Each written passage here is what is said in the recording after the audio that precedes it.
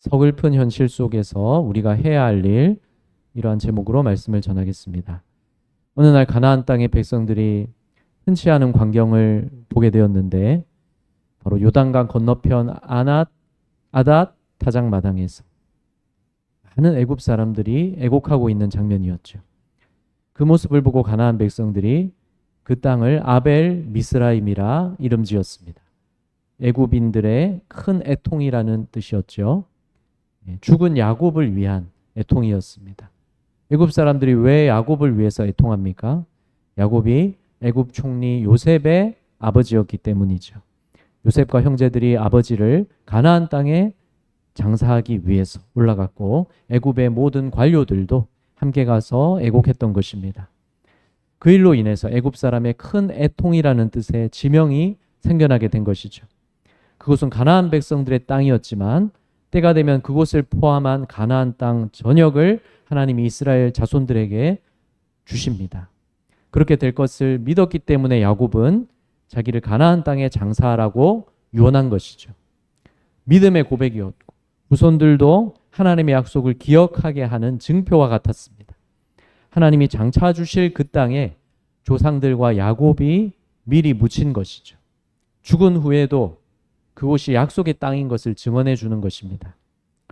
우리의 진정한 약속의 땅은 하나님 나라죠. 예수 그리스도를 믿으면 하나님 나라 백성이 된다는 이 복음을 우리는 어떻게 증언해야 되겠습니까? 하나님이 구원의 계획을 지금도 이루어 가시기 때문에 우리도 복음을 전할 수 있습니다. 야곱과 요셉의 삶 가운데 역사하신 하나님이 오늘 우리 가운데도 일하고 계십니다. 야곱과 요셉이 생각지도 못한 방법으로 하나님은 수많은 생명을 구원하시죠. 이스라엘 자손을 보존하시고 번성하게 하실 그 계획을 이루기 시작하셨습니다. 계속 이루고 계셨습니다. 바로 요셉이 고난당하게 하심으로 그 일들을 더 이루어 가시는 것이죠. 그런데 요셉의 고난은 형들의 악행으로 시작된 것이지 않습니까? 형들이 요셉을 죽이려다가 애굽으로 팔았기 때문에, 그래서 요셉이 애굽에 먼저 가게 된 것이죠.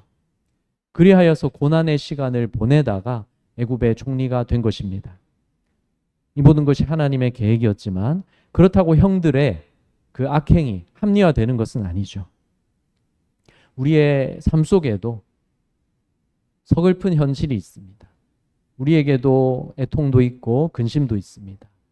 수고가 있고, 그러나 또 수고한 만큼 우리가 원하고 계획한 결과가 항상 그대로 있는 것은 아니죠. 우리가 예기치 않은 결과와 우리가 원하지 않았던 일들이 벌어지는 가운데 그러한 과정들을 수없이 거치면서 우리가 살아가고 있습니다. 그러한 가운데 우리가 믿는 자로서 해야 할 일은 무엇인가? 오늘 본문 속에서 또 깨달을 수 있습니다. 우리의 삶 속에 죄의 비극이 있습니다. 요셉의 삶에도 그랬죠. 형들이 요셉에게 했던 악행은 분명 죄였습니다. 아버지 야곱의 장례가 끝나자 요셉의 형들은 불안했습니다. 지은 죄가 있었기 때문이죠. 이제 아버지가 안 계시니까 요셉이 이제라도 자기들에게 안갚음을 하면 어떡하나, 이런 불안함이 형들의 마음에 있었습니다. 요셉의 형제들이 그들의 아버지가 죽었음을 보고 말하되 요셉이 혹시 우리를 미워하여 우리가 그에게 행한 모든 악을 다 갚지나 아니할까 하고, 어쩌면 그동안 형들의 마음 한켠에는 계속 불안한 마음이 있었을 것입니다. 그들이 요셉에게 너무나 큰 악을 행했기 때문이죠. 그렇지만 요셉은 형들과 다시 만났을 때 형들에게 지난 잘못에 대해서 근심하지 말라고 분명히 말했습니다. 자신을 애굽에 보내신 분은 하나님이시라고 말했죠. 아버지 야곱과 후손들을 보존하고 번성하게 하려는 하나님의 계획이었음을 요셉은 깨닫고 있었습니다. 그래서 형들을 이미 용서했던 것이죠. 보복할 마음이 없었습니다. 보복하려 했다면 이미 했겠죠. 요셉이 얼마나 세심하고 계획적으로 꼼꼼하게 보복했겠습니까? 하려고 했다면 말입니다. 근데 그러지 않았죠. 요셉은 형들을 부둥켜 안고 눈물을 흘렸습니다. 그 눈물이 무엇을 말해줍니까? 요셉이 형들을 용서했다고 하는 것을 그 눈물이 말해주는 것이죠. 그런 요셉에게 형들은 너무나 면목이 없고 또 미안했을 것이고 또 고마웠을 것입니다.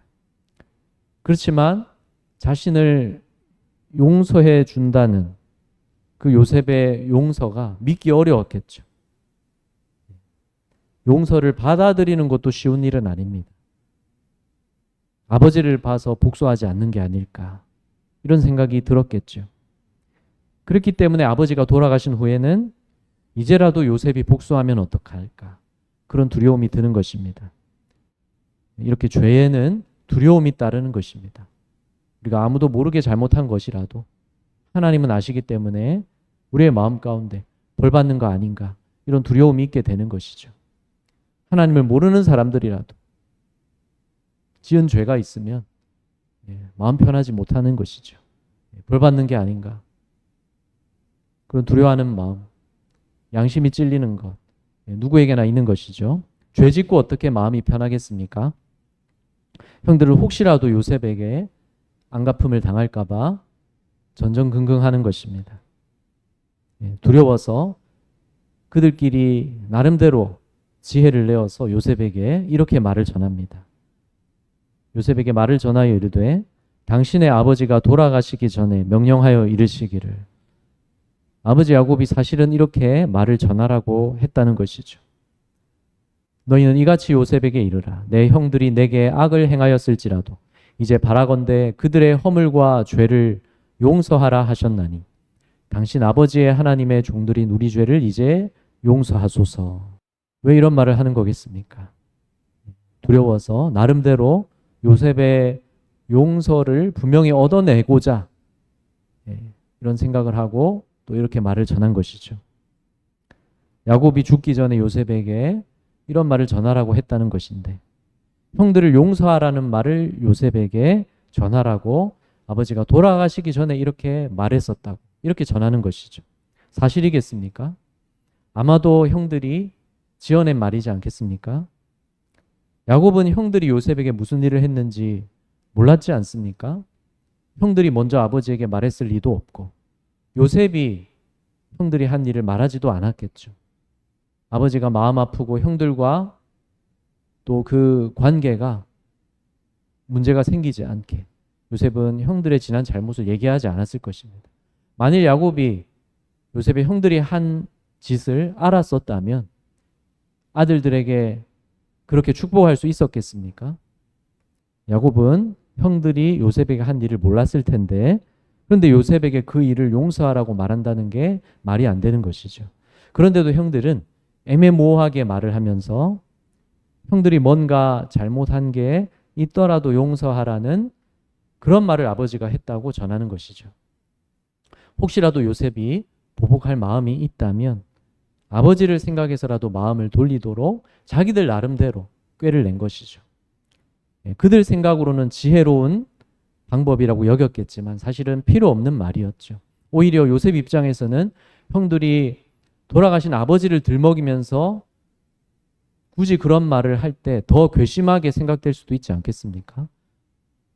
그런데 요셉은 형들이 전한 말에 어떻게 반응합니까? 자기들을 용서해 달라고 아버지가 그렇게 하라고 했다고 전하는 형들의 말을 듣고 요셉은 울었던 것입니다. 왜 울었겠습니까? 단지 형들이 불쌍했기 때문만은 아닐 것 같습니다. 물론 요셉이 형들을 용서했고 형들을 긍휼히 여겼지만 그럼에도 여전히 요셉을 두려워하고 용서해 달라고 말을 전하는 아버지까지 들먹이면서 말을 전하는 형들을 요셉이 생각할 때 단지 형들이 불쌍해서만 울지는 않았을 것 같습니다. 복잡한 심경이었겠죠.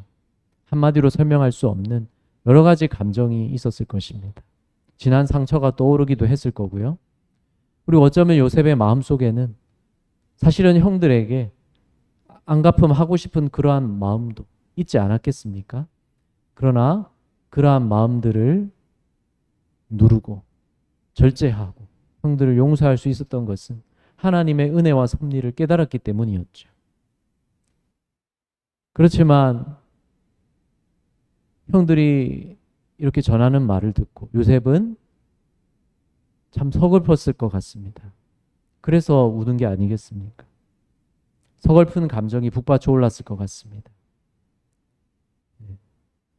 형들은 먼저 말을 전한 후에 또 찾아와서 요셉에게 말했습니다. 요셉의 앞에 엎드려 이르되 우리는 당신의 종들이니이다.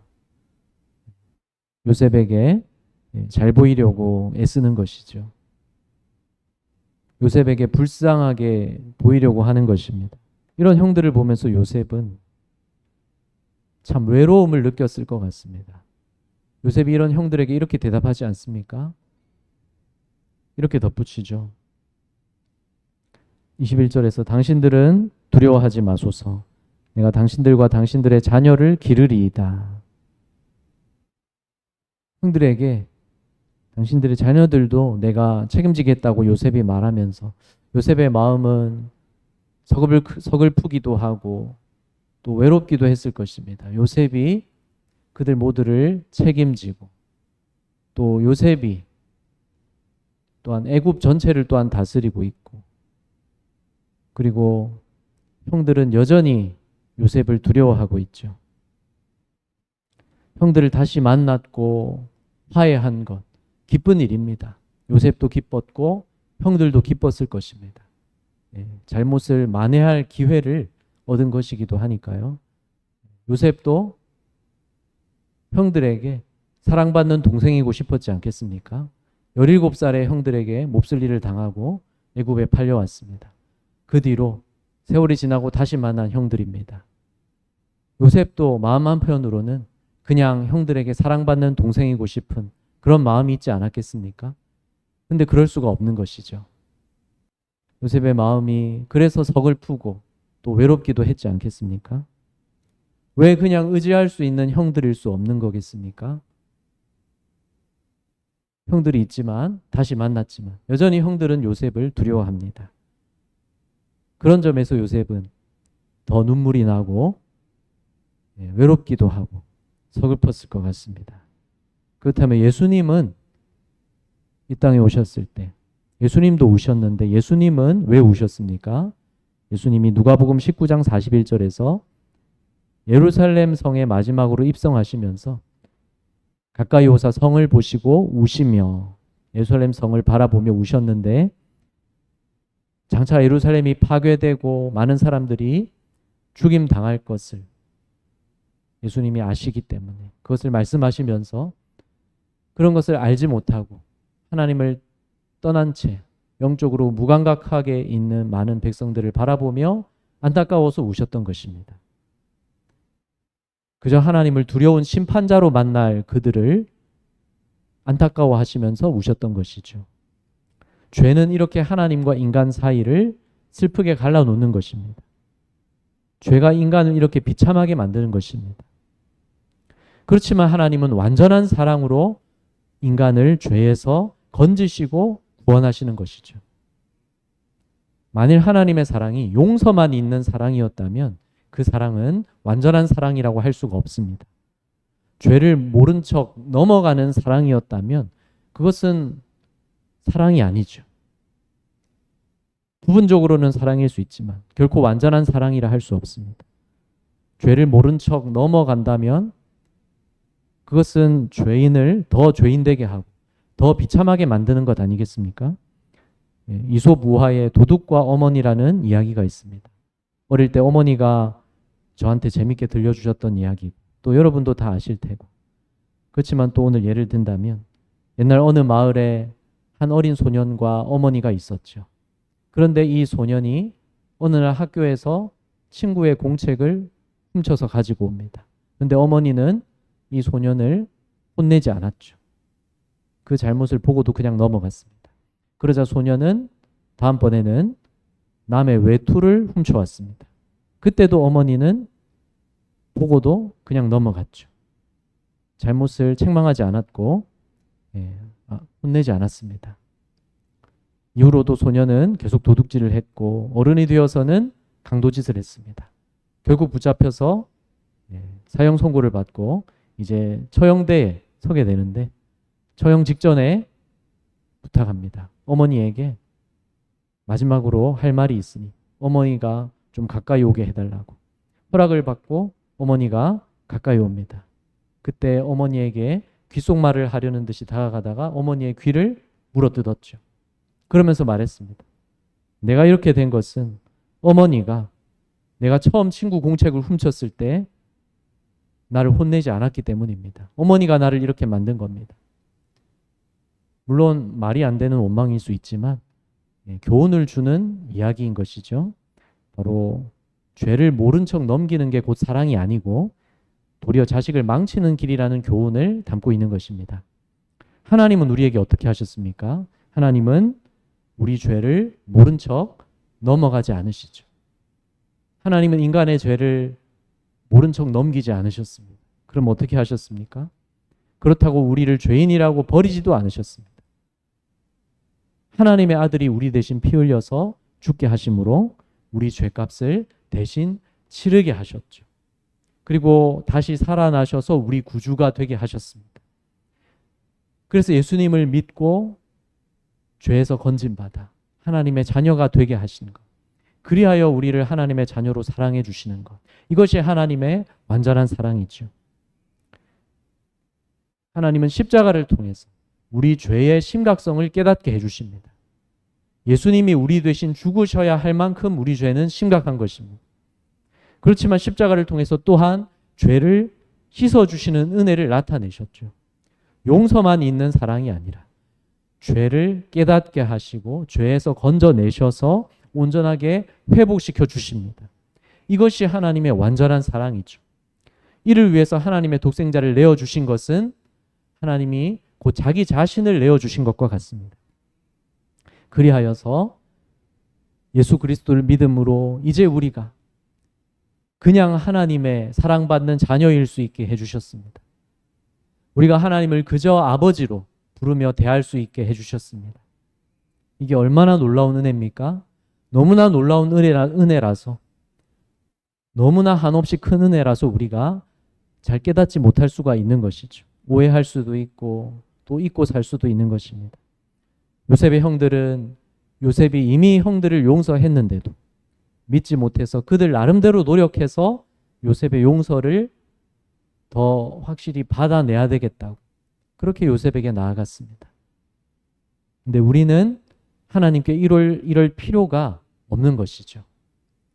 예수 그리스도를 구주로 믿어서 하나님의 완전한 사랑을 받아들이면 됩니다. 이것이 죄로 인한 비극을 끝내는 길이죠.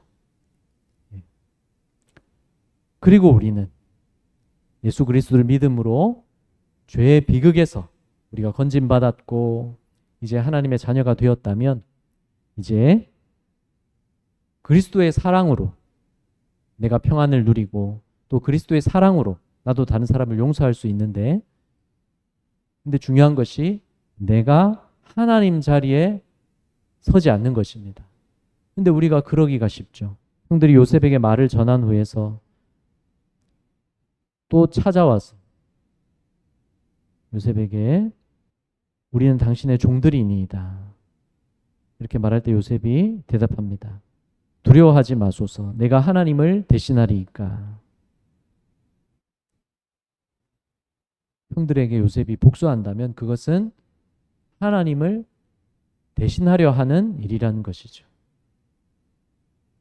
죄에 대해서 심판하고 보응하는 것은 하나님의 영역이라고 성경은 말씀해주고 있습니다. 구약에서도 말씀해주고 또 로마서에서도 잘 정리하여 말씀해주기를 로마서 12장 19절에서 내 사랑하는 자들아 너희가 친히 원수를 갚지 말고 하나님의 진노하심에 맡기라. 기록되었으되 원수 갚는 것이 내게 있으니 내가 갚으리라고 주께서 말씀하시니라. 심판하실 분이 하나님이심을 바라보면서 다윗도 사울을 직접 해치지 않은 것이죠. 죄에 대해서 심판하고 보응하는 것. 하나님의 영역이고.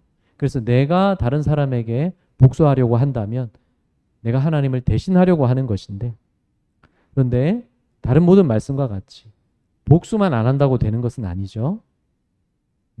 예수님이 말씀하셨듯이 살인만 안 한다고 되는 게 아니고 불륜만 안 한다고 되는 게 아니죠.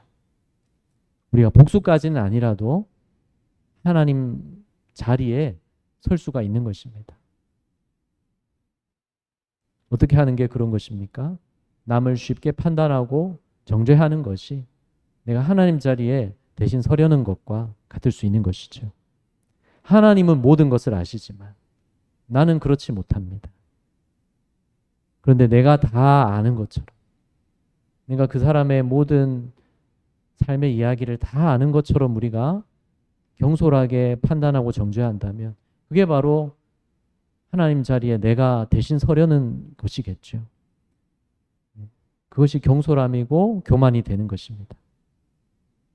많은 경우에 우리가 다른 사람의 잘못을 판단하고 누군가를 정죄할 때 그것은 하나님처럼 공의로운 마음으로 한다기보다는, 또는 우리가 주님을 위한 마음으로, 또는 그 사람을 사랑해서 그 사람을 판단하고 그 사람의 죄를 말한다기보다는 내가 그 사람을 미워하기 때문에 판단하고 정죄할 때가 압도적으로 많은 것이죠. 내가 그 사람에게 분노하기 때문에 그 사람을 판단하고 정죄할 때가 대부분인 것입니다. 또 내가 그 사람을 시기하고 질투하기 때문에 그 사람을 판단하고 정죄하며 깎아내리는 데서 만족을 얻을 때가 많이 있는 것이죠. 그럴 때 우리는 내가 하나님 자리에 대신 서려고 하는 그러한 우를 범하는 것입니다. 그러니까 하나님 자리에 대신 서서는 안 되겠죠. 또 우리가 복수까지는 아니라도 누군가에게 하나님이 당연히 벌 주셔야 된다, 저주하는 마음을 갖는다면, 그것도 내가 복수한 것은 아니라도 내가 하나님 자리에 서려는 것과 같은 것이죠. 하나님이 벌 주시기를 바라는 마음, 저주하는 마음, 그런 마음을 함부로 가져서는 안 되겠죠. 물론 시편에서 다윗도 원수에 대해서 분노하는 그 심정을 솔직하게 하나님 앞에 드러내며 그것이 시편의 그 노래와 기도 속에 들어있기도 합니다.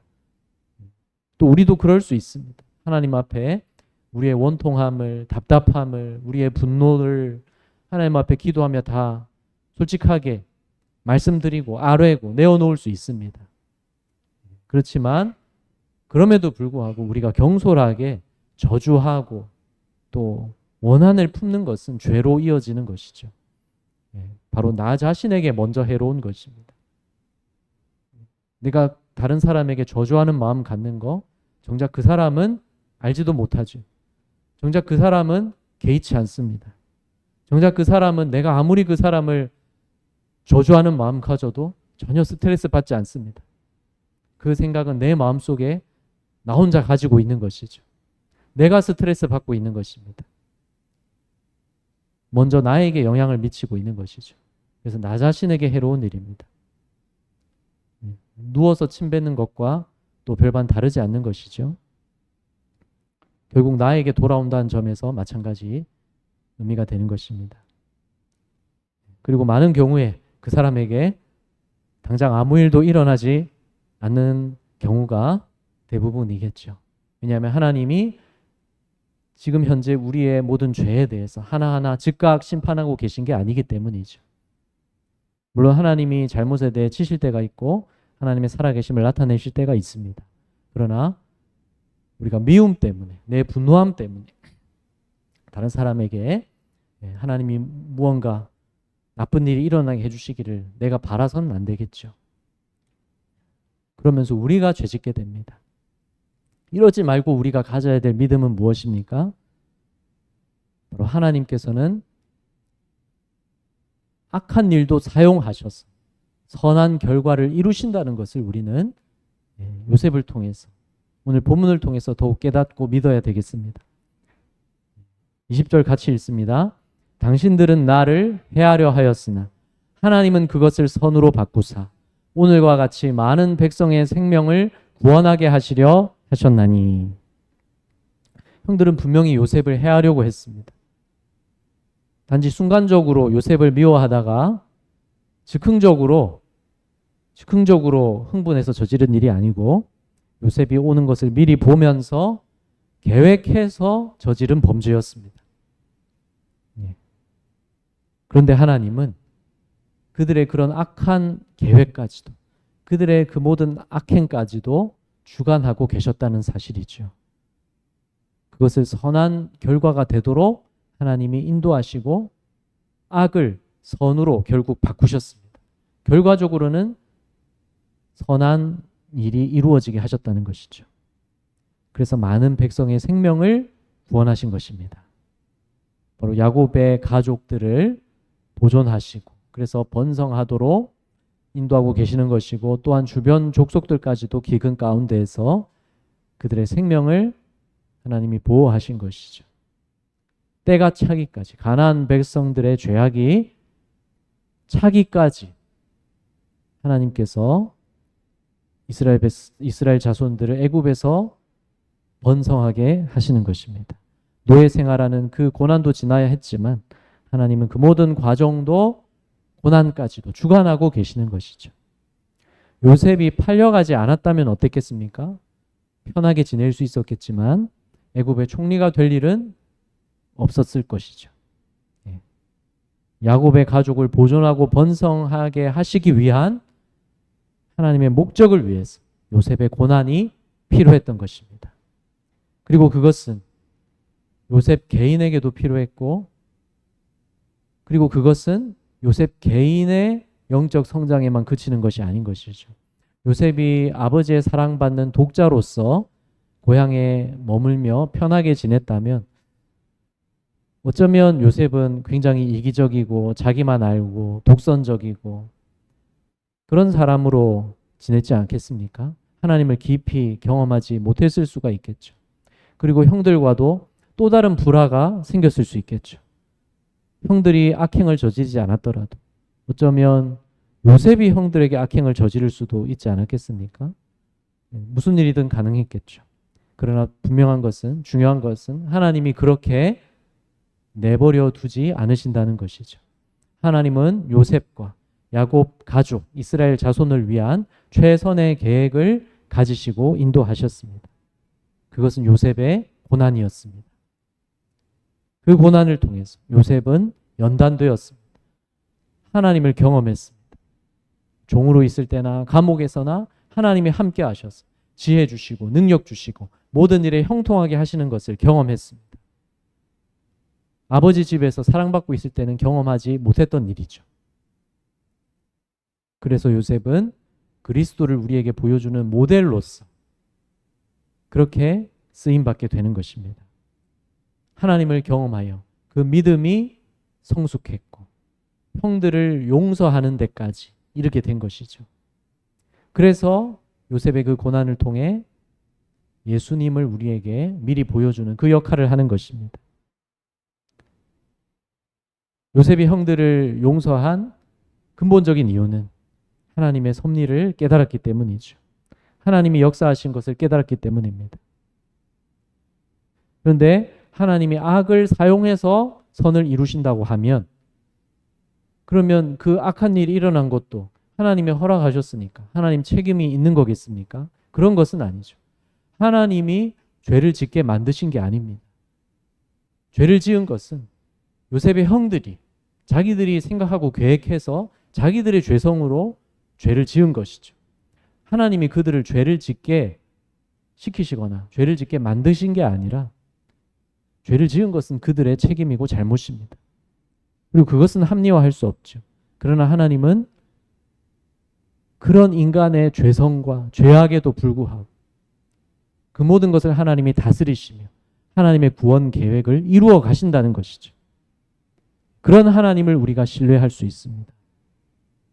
그것이 어디에서 가장 분명하게 나타난 것입니까? 바로 예수님의 십자가 죽으심에서 분명하게 나타난 것이죠. 예수님을 사람들이 붙잡아가서 채찍질하고 모욕하고 예수님을 십자가에 못 박아 죽게 한 것, 그보다 더 큰 죄가 있을 수 있겠습니까? 하나님의 아들에게 그렇게 한 겁니다. 그러나 하나님은 그 악을 통해서도 역사하셔서 우리의 죄사함과 구원을 이루시는 것이죠. 그것이 하나님의 지혜인 것입니다. 하나님은 지혜로우십니다. 하나님은 우리보다 지혜로우십니다. 악한 일을 대할 때에도 속상한 일을 만나고 현실의 서글픔 속에 서글픈 일들 속에 있을 때에도 하나님은 지혜로우시다 믿으시고 하나님을 찬양하십시오. 하나님의 지혜는 지금도 내 삶 속에 이루어지고 있다 믿으십시오. 하나님은 악도 주관하셔서 선으로 바꾸신다 믿으십시오. 이것을 생각하면서 내가 어떻게 하나님 자리에 설 수 있겠습니까? 내가 어떻게 하나님의 지혜와 섭리를 대신할 수 있겠습니까? 하나님의 그 크신 지혜와 섭리를 생각할 때, 그 크신 은혜를 생각할 때 내가 하나님 자리에 서려는 마음을 내려놓을 수 있겠죠. 하나님 자리에 내가 서는 것이 아니라, 복수하는 것이 아니라, 또는 복수는 아니더라도 남을 쉽게 판단하고 정죄하는 게 아니라, 또 누군가에게 하나님이 벌 주시기를 바라고 저주하는 마음을 품으며 원한을 품는 게 아니라 어떻게 해야 되겠습니까? 그리스도 안에서 용서받았으니 그리스도 안에서 용서하고 그리고 사랑으로 되갚아 줘야 되겠습니다. 요셉이 21절에 말했습니다. 21절 당신들은 두려워하지 마소서. 내가 당신들과 당신들의 자녀를 기르리이다 하고 그들을 간곡한 말로 위로하였더라. 그들과 그들의 자녀들까지도 돌보겠다고 책임지겠다고 걱정하지 말라고 마음으로 그들을 위로했습니다. 요셉의 마음이 형들의 마음에 가 닿았을 것입니다. 우리의 마음도 사람들의 마음에 가서 닿아야 되겠습니다. 그리스도의 사랑을 통해서 사람들의 마음을 두드려야 되겠습니다. 그렇게 두드리면 열리게 하시겠죠. 열려야 될 사람들의 마음을 그리스도의 사랑을 통해서 우리가 또한 두드려야 되겠습니다. 그들을 위해 계속 사랑으로 기도함으로 문을 두드려야 되겠습니다. 그러면 하나님이 열어주시고 역사해 주실 것입니다. 그리고 우리는 선으로 악을 이기는 데까지 나아가야 되는 것입니다. 로마서 12장 21절 악에게 지지 말고 선으로 악을 이기라. 근데 선으로 악을 이긴다는 거. 원수도 사랑하라는 말씀인데 그런데 앞서 이소무화로 예를 들었듯이 죄를 그대로 덮어두고서 모른 척하면서 문제를 그대로 놓아둔 채로 회피하면서 그냥 좋은 게 좋다고 하는 것. 그것이 곧 사랑은 아닌 것이죠. 그것이 곧 선으로 악을 이기는 것은 아닌 것입니다. 그래서 선으로 악을 이긴다는 것. 우리가 사랑으로 되갚아 준다는 것. 진정으로 모두에게 유익하도록 그렇게 한다는 것. 간단한 일은 아닌 것이죠. 또 쉬운 일도 아닙니다. 그렇지만 주님이 함께 하셔서 할 수 있게 하십니다. 우리가 기도하면서 우리와 함께 하시는 성령님을 의지해서 말씀 가운데 분별해야 되겠죠. 무엇이 잘못이고 무엇이 원인이고 무엇이 최선의 길인지 우리가 기도하면서 분별해야 되는 것입니다. 어렵고 또 복잡한 일일수록 우리가 기도하기를 작정해야 되고 죽기 살기로 기도해야 되고 일생일대의 중요한 일일수록 생명을 내어놓고 기도해야 되는 것입니다. 그러지 않고 무언가가 저절로 해결되기를 바란다면 그것은 어쩌면 하나님을 불신앙하는 것입니다. 그것은 저절로 하나님이 알아서 해주겠지. 그것은 하나님을 신뢰하는 게 아니라 믿음이 없는 것입니다. 믿음이 있다면 우리는 기도할 것입니다. 그리고 하나님의 말씀을 찾을 것입니다. 그리고 신중하게 길을 찾을 것입니다. 최선의 길을 찾을 것입니다. 필요한 도움이 있다면 받을 것입니다. 될 대로 되겠지 포기하거나 그냥 회피하거나 방임하지 않을 것입니다. 그것은 게으른 것입니다. 이 세상 일에는 자선책이 필요한 것이죠. 이 세상 일에는 협의하고 균형을 이루는 것이 필요한 것입니다. 그래서 그것을 계획하고 준비하는 것이 필요합니다. 기도하며 계획하고 준비하는 것이 필요합니다. 그래야 자선책이 하나님의 뜻 안에서 이루어질 수 있습니다. 요셉이 애굽의 총리 된 것 최선책입니까? 요셉이 애굽의 총리가 되면 어떡합니까? 가나안 땅에 이스라엘 자손이 들어가서 가나안 땅의 총리가 되는 것은 몰라도 애굽의 총리가 되는 건 사실 이상한 일 아닙니까? 하나님의 자선책인 것입니다. 그러나 그 상황에서 최선의 길인 것입니다. 우리의 삶 속에서 우리 인생에 여러 가지 서글픔도 있지만 서글픈 현실 속에서 하나님이 우리에게 허락하시고 인도해 가시는 자선책이지만 최선의 길이 있습니다. 그 길을 나아가기 위해서 가족 가운데에서는 누군가가 어른이 되어야 됩니다. 공동체 가운데에서는 누군가가 리더 역할을 해야 됩니다. 누군가는 책임지고 누군가는 외로움도 감당하고 누군가는 결정을 내려야 된다는 것이죠. 누군가는 더 기도해야 되고 누군가는 더 성숙한 믿음을 가져야 됩니다. 누군가는 소통이 이루어지게 해야 됩니다. 누군가는 더 수고하고 더 노력해야 됩니다. 그리고 중요한 것은 하나님이 모든 것을 주관하고 계신다는 것을 우리가 믿는 것이죠. 그것을 믿기 때문에 우리가 기도하는 것이고 그것을 믿기 때문에 우리가 노력하고 최선을 다하는 것입니다. 하나님은 선으로 악을 이기게 하실 수 있습니다. 지금까지 그렇게 하셨고 마귀의 악한 계획을 무너뜨리게 하실 것입니다. 십자가에서 이미 마귀의 악한 계획을 결정적으로 무너뜨리셨고 그래서 오늘 우리의 삶 속에서도 마귀의 악한 계획은 계속되고 있지만 그러나 우리가 주님을 믿으며 기도하며 순종함으로 나아갈 때 악한 계획은 무너질 것이고 주님의 계획이 나타날 것입니다. 선으로 나타날 것입니다. 하나님의 최선으로 나타날 것입니다. 그래서 여러분 마음에 품을 것은 도끼가 아니고 또 원한이 아니고 원망이 아니고 나를 버리지 않으시고 하나님의 아들을 죽게 하시기까지 나를 사랑하셔서 나를 죄 쓰시고 하나님의 자녀가 되게 해주신 그래서 그냥 하나님의 사랑받는 자녀로 이제 살게 해주신 하나님을 그냥 아버지로 부르고 대하며 살게 해주신 그 하나님의 사랑을 여러분의 마음에 품으시기 바랍니다. 나를 위해 이 땅에 오셔서 나의 모든 것이 되어주신 예수님의 그 마음을 여러분의 마음에 품으시고 주님만 의지하시기 바랍니다. 성령님이 내 안에서 그 마음을 나에게 적용시켜주고 계시고 그 마음으로 채워가고 계십니다. 성령으로 충만하게 해주고 계십니다. 그것을 믿고 요셉에게도 고난이 없었다면 좋았겠을 수 있지만 그러나 그렇지 않았던 것이죠. 나에게도 아무 고난이 없으면 편했을 수 있지만 그러나 그게 꼭 최선이겠습니까? 그렇지 않은 것이죠. 하나님이 인도해 가시는 결과가 가장 복된 결과이고 그것이 선이고 그 과정이 최선인 것입니다. 이제 하나님의 은혜로 죄의 비극을 끝내게 하셨는데 아직은 완전하게 이루어진 것은 아니죠.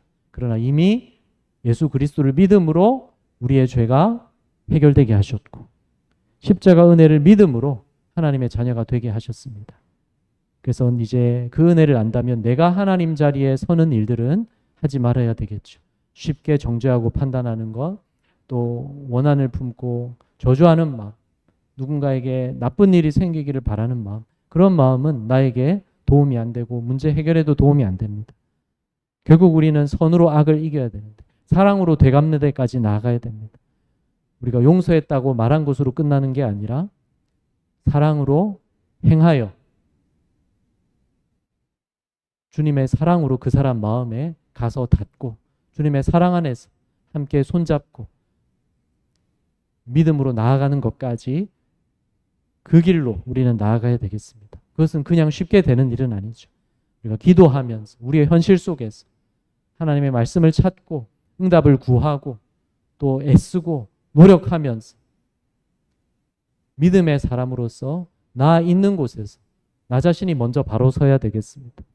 그래야 해결책이 나오는 것이죠. 내가 먼저 성령 충만하게 바로 서야 됩니다.